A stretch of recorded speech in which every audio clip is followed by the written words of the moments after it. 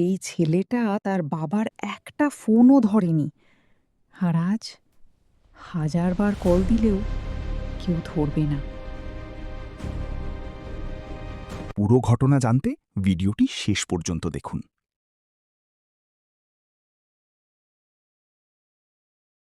গ্রামের ভোর, হালকা কুয়াশা, মসজিদ থেকে আজানের সুর ভেসে আসছে। আরিফ সাহেব ধীরে ধীরে বিছানা থেকে ওঠেন। পাশে খালি বালিশ, স্ত্রীর স্মৃতি। তিনি জানালার পাশে বসে চশমা পরে পুরনো অ্যালবাম দেখেন। একটি ছবিতে ছোট্ট নিলয় তার কাঁধে বসে হাসছে। আরিফ সাহেব মৃদু হাসেন, তারপর দীর্ঘশ্বাস ফেলেন। নিলয় ছিল তার বেঁচে থাকার একমাত্র অবলম্বন। কিন্তু নিলয় এখন বড় মানুষ। শহরের ব্যস্ততা, কর্পোরেট মিটিং আর ফাইলপত্রের ভিড়ে নিলয়ের কাছে গ্রামের বাড়ির ফোন আসা মানেই এক অস্বস্তিকর বিরক্তি। শহরের কর্পোরেট অফিস। নিলয় দ্রুত লিফটে উঠছে, হাতে ল্যাপটপ, ফোনে কথা। Yeah, I'll join the meeting in 2 minutes. ফোনে বাবা কলিং। সে একবার তাকায়, তারপর রিজেক্ট করে। গ্রামে আরিফ সাহেব ফোন হাতে বসে আছেন। ফোন কেটে যাওয়ার পরও তিনি কিছুক্ষণ কানে ধরে রাখেন। ধীরে বলেন, ব্যস্ত আছে, ঠিক আছে। তার চোখে জল চিকচিক করে। ফোনে কথা বলার সুযোগ পেতেন না বলে আরিফ সাহেব প্রতি মাসে চিঠি লিখতেন। একদিন রাতে টেবিল ল্যাম্পের নিচে বসে তিনি চিঠি লিখছেন। লেখার সময় হাত কাঁপছে, কিন্তু মুখে এক শান্ত হাসি। চিঠির শেষে লিখেন, তোর গলার আওয়াজটাই আমার সব সুখ। চিঠি ভাঁজ করে খামে রাখেন। ডাকপিয়ন চিঠি দিয়ে যাচ্ছে। নিলয় সেই চিঠিগুলো কোনোদিন পড়েনি। নিলয়ের ধারণা ছিল, হয় বাবা গ্রামের মসজিদের চাঁদা চাইবেন, না হয় শরীর খারাপের অজুহাতে ওকে গ্রামে ডাকবেন। চিঠিগুলো অফিসের ড্রয়ারে স্তূপ হয়ে জমেছিল, যেন নিলয়ের ব্যস্ততার কাছে বাবার ভালোবাসা এক প্রকার আনরিড নোটিফিকেশন। একদিন প্রবল বৃষ্টি।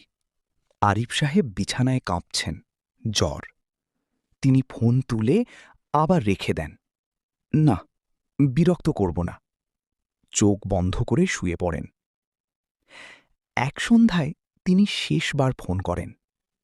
নিলয় বিরক্ত স্বরে, বাবা, পরে কথা বলি প্লিজ, খুব জরুরি কাজ। কল কেটে যায়। এইবার আরিফ সাহেব কিছু বলেন না, শুধু নিঃশব্দে বসে থাকেন। শহরে নিলয়ের অফিস। হঠাৎ ফোন, আপনার বাবা আর নেই। চারপাশের শব্দ থেমে যায়। নিলয় স্থির হয়ে যায়। নিলয় গাড়িতে করে গ্রামের পথে যাচ্ছে। বাইরে সবকিছু ঝাপসা। তার মাথায় বাবার সব কল, সব মিসড মুহূর্ত ভেসে উঠছে। সাদা কাপড়ে মোড়ানো বাবার দেহ। নিলয় পাশে বসে, কিন্তু কাঁদতে পারছে না, শুধু ঠোঁট কাঁপছে। সে বাবার ঘরে গিয়ে দেখল বিছানার ওপর থপথপে সাদা একটা পাঞ্জাবি রাখা। গত ঈদে নিলয় ওটা পাঠিয়েছিল, অথচ পাঞ্জাবির ভাঁজও খোলা হয়নি। পাশের টেবিলে একটা ছোট্ট চিরকুট। খোকা, পাঞ্জাবিটা খুব সুন্দর, তোর মা থাকলে আজ খুব খুশি হতো। এটা যত্ন করে রাখলাম, তুই যেদিন আসবি সেদিন একসাথে দুজনে মসজিদে যাব। শহরে ফিরে নিলয় ড্রয়ার খুলে ডজন খানেক চিঠি। হাত কাঁপতে থাকে। নিলয় প্রথম চিঠিটা খুলল। সেখানে লেখা ছিল, খোকা, জানি তুই খুব ব্যস্ত, টাকা পয়সা লাগবে না রে, তুই তো প্রতি মাসেই পাঠাস। আমি শুধু একটু তোর গলার আওয়াজ শুনতে চাই। আজ তোর মায়ের খুব কথা মনে পড়ছিল, তাই তোকে ফোন করেছিলাম। তুই ব্যস্ত ছিলি, রাগ করিসনি তো? দ্বিতীয় চিঠি।